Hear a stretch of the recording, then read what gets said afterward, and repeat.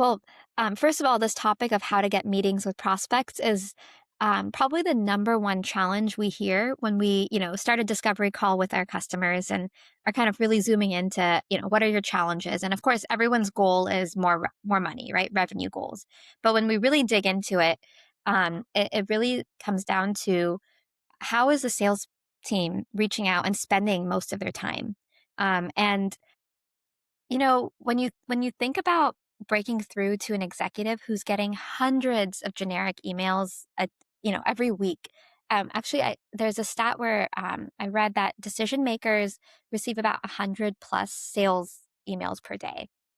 So when you're a seller trying to reach a VP or a C-level executive, you're competing with dozens and hundreds of other vendors.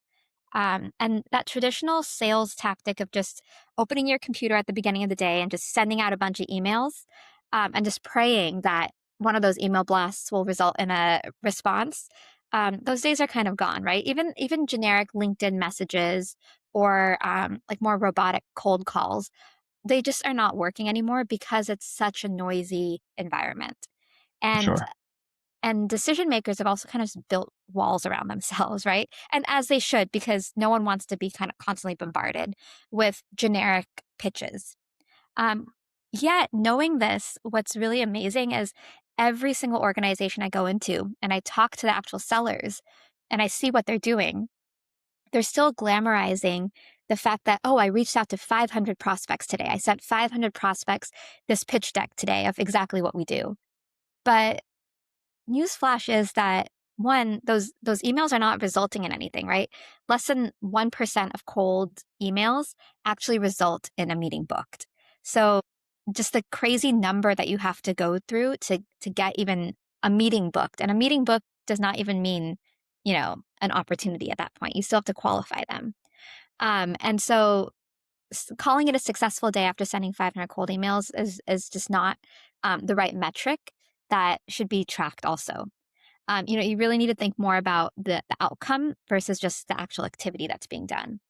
And the other aspect of this is when I was talking to a lot of these reps about their whole process of getting meetings with prospects, I looked at the content that they were also sharing with their with the prospects in those emails, and it was all really generic. At the most, what they would do, which they thought was a lot of personalization, is they'd replace a company name in the email, which is not real personalization because you can just put the flags in there. Right. Yeah. Um, or they just slap a logo on a deck. And to them, they thought that was, really good personalization. But at the end of the day, that deck was a text heavy PDF that no one even has time to read with a logo, but the context of it is not focused on, what actually matters to the prospect. And so, you know, as I kind of talk to a lot of these customers, I talk about what if instead of playing the numbers game of 500 prospects and 1,000 prospects in a day, you focus on 20 or 50, and you really deep dive into who they are. What do they care about? What's going on in their business? What's going on in their industry? And how can you actually provide value? Because if you go to them and say, I have something of value to do, now you stand out from the hundreds of others who are just selling and putting out their features and doing things without any context, right? People are craving that connection of, oh, this person gets what I'm going through and this person wants to actually help me.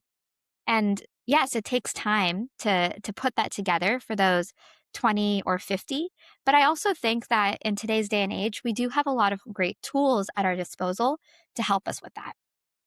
And of course, we're in the age of AI, and I think the at the very least, what every seller can do is come up with like a prompt in whatever LLM of choice that you want to use, of who is your for this specific company I'm reaching out to, what are the major trends going on in this organization, in this industry, any major deals, acquisitions, um, you know, things that I should know about that are happening, new leadership. You can have some very specific prompts that you can kind of come up with and put into that LLM. And within minutes, you get a full report, a deep report on what really matters to this audience, right? What is going on in their world? And so now you can craft a message to them that's really focused on what they're going through. Um, and with AI, I think AI can be a really great tool for research, to develop that personalization. I think you have to be careful with when you use AI to create your emails and create your content, because then you kind of cross the line of what's authentic versus what's not.